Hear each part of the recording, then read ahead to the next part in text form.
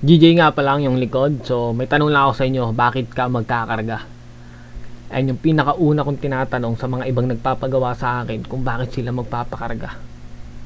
Ano ang purpose nila? 'Di ba? So usually kasi meron tayong mga purpose kung magkakarga tayo ng motor. It's either gusto mo lang magyabang, magbomba-bomba or gusto mo lang ma-satisfy na tumulin yung motor mo na inaakala nila nga mabagal pero matulin pala.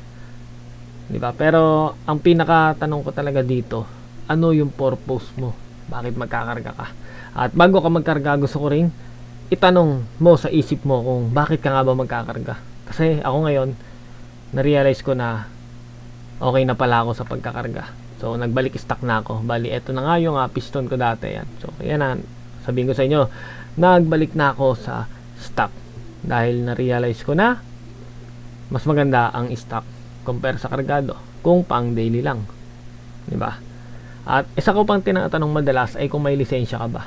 So kailangan kasi pag magkakarga ka, wag mo unahin yung pagkakarga ng motor, ang unahin mo yung lisensya mo.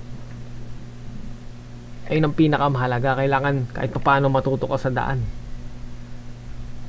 Yung alam mo nga na kailangan mo ng lisensya para mag-drive ka, hindi mo ginagawa, di ba? Pero syempre, mayabang ka, di ba? Ba't magpapakarga ka nang wala ka lisensya? Dahil gusto mo lang magyabang ba? Ayun, ulitin ko ulit, tanongin niyo muna yung sarili niyo kung magpapakarga ba talaga kayo, no? Kasi talagang hindi ito biro, no? May mga times na nagkakaroon ng problema yung pyesa. Hindi naman yung mekaniko, yung pyesa minsan yung nagkakaroon ng problema. At ang isa ko pang tanong ay, may trabaho ka ba?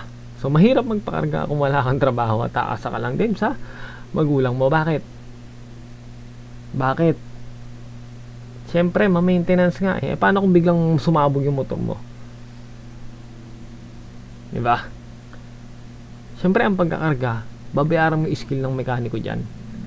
So may bayad yan. Mataas ang bayad yan kumpara sa simpleng top overhaul lang, simpleng bolt on kasi pinag-aralan din yan kung paano nga ba bumuo ng makina ng mas matibay pero yun na nga, ang isa kong tanong ay may trabaho ka ba?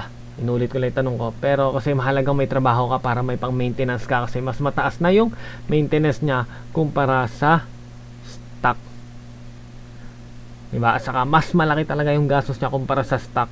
Hindi ako naniniwala dun sa mga mura-murang budget pagdating sa kargahan. Hindi. Siguro arangkada lang yung madadagdag sa inyo, konting-konting top speed, ayun talaga, so ngayon, kung nakapag-decide ka na, kung meron ka ba mga tinanong ko sa'yo kanina sa video na to, ay magkarga ka, go lang. Pero kung tulad kita na nasatisfy na dahil naranas ng kargado, okay na yun sa'yo. Okay na yun, tapos na, diba? Nasatisfy ka na, at ayun na nga, na testing mo ng may karga.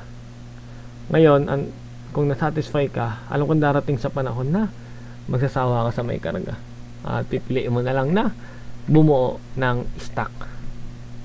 Parang kasi matatabangan ka na pagdating sa sa motor. Yon, ganun na yung nararamdaman ko ngayon, kaya nga naka-stock na ako, natabangan na ako sa pagmumotor.